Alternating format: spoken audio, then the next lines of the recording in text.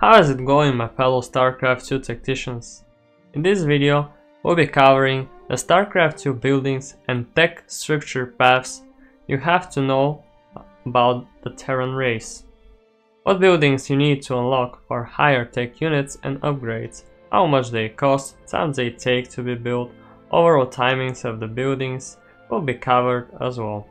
As a fast example, in a standard game, the first factory finishes at around 235, so your Hellion or mine can be on the map at around 255. Alright guys, this is how normally your base will look like. In the beginning, you have 12 workers and 1 command center. When you click on a worker, you will be able to build another command center, which costs a lot, 400 minerals, 71 seconds time. So let's look at the other buildings which are more affordable. The refinery, it costs 75 minerals and 21 seconds to be built. What it does, it unlocks the ability for your workers to mine gas. More higher tech units and buildings will require gas, so eventually you would need to mine gas. In the rear with the gear. It can only be placed on a Vespene geyser. As you can see here, I cannot place it anywhere else. Big job, huh? The supply depot, normally you would start your first building will be a supply depot, but here I'm gonna speak about the engineering bay first. Just a moment to check if I'm recording. Okay, I am. Alright, here. There it is, the engineering bay. It costs 125 minerals, sorry, and 25 seconds. What it does, it unlocks 5 upgrades.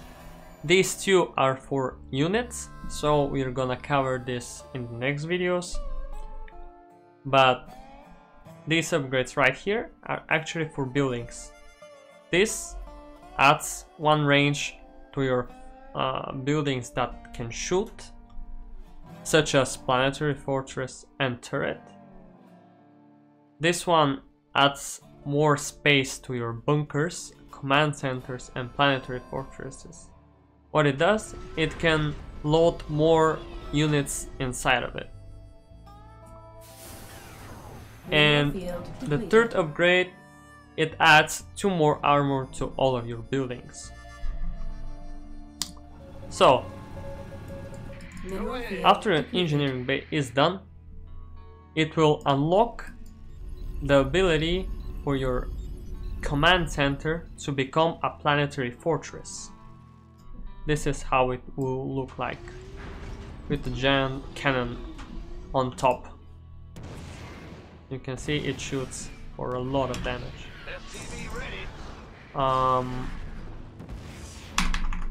Please stop. Okay, it's B. Okay, so the planetary fortress, it's a very good upgrade for your command center. It will protect your SCVs from incoming attacks, and it's relatively cheap.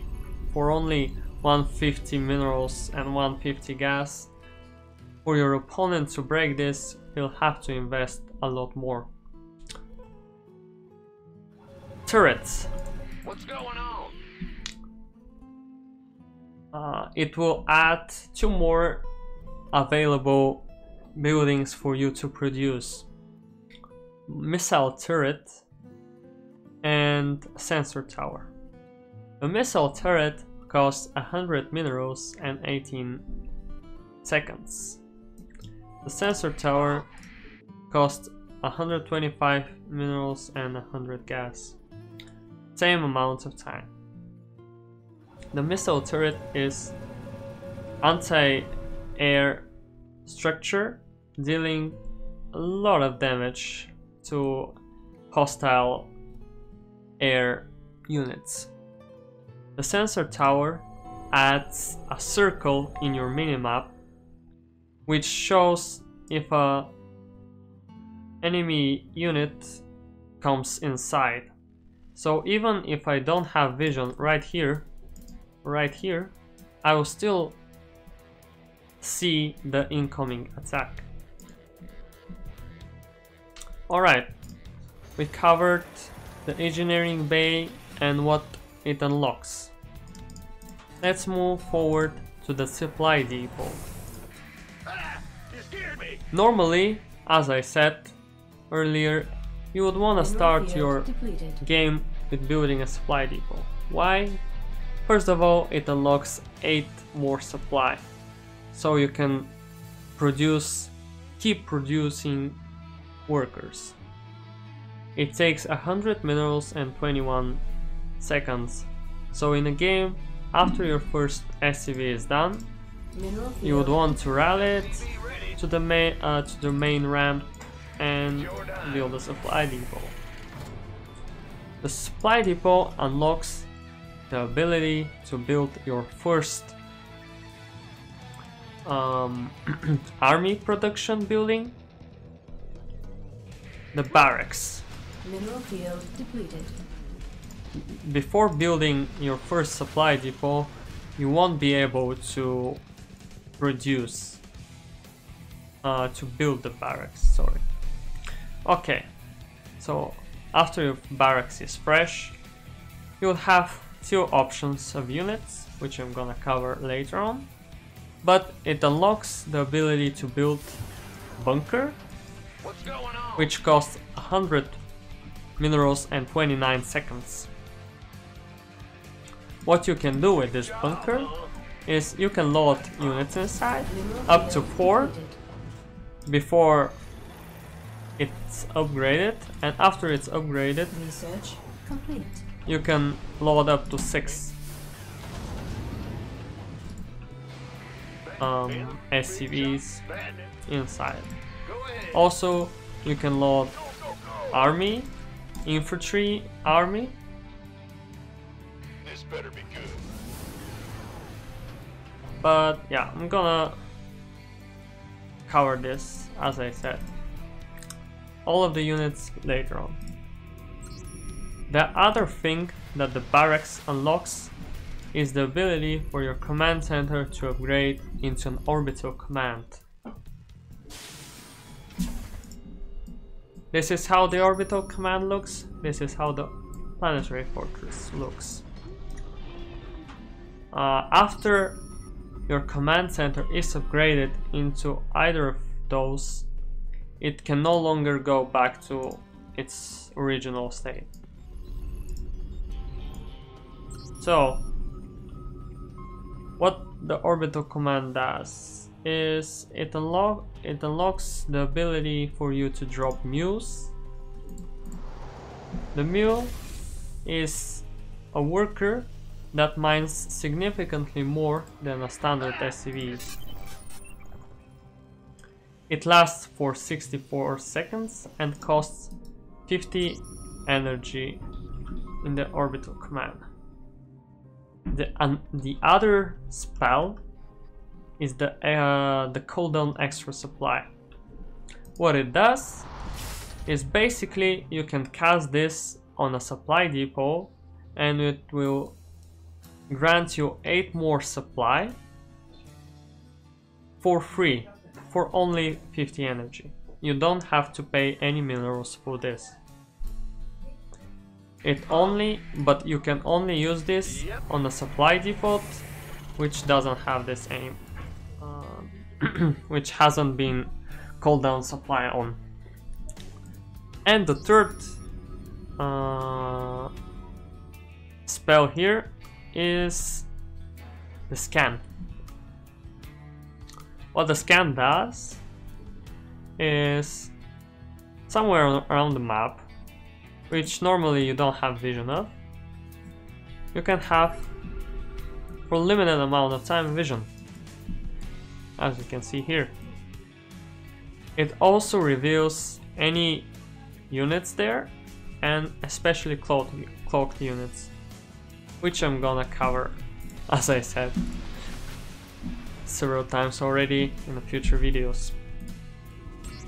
Okay, we finish with this. The barracks also unlocks a factory, but Mineral before field that, depleted. let's see the tech lab and the reactor. Those two are add-ons to the barracks, and the add-on adds the opportunity. How should I say it?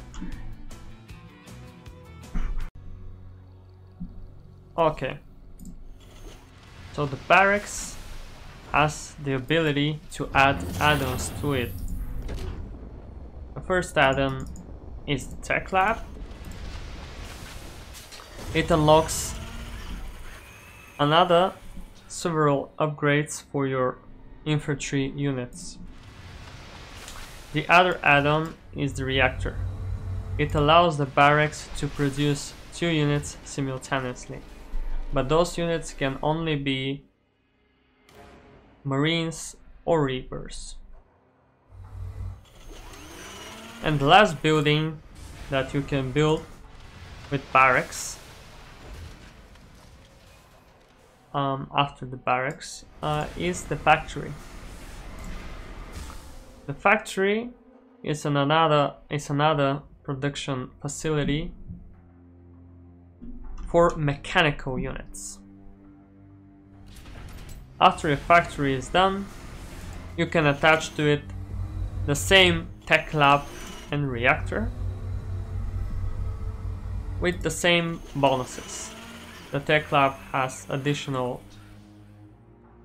upgrades for the mechanical units there, and the reactor allows for some of the built units inside to be produced 2 at a time.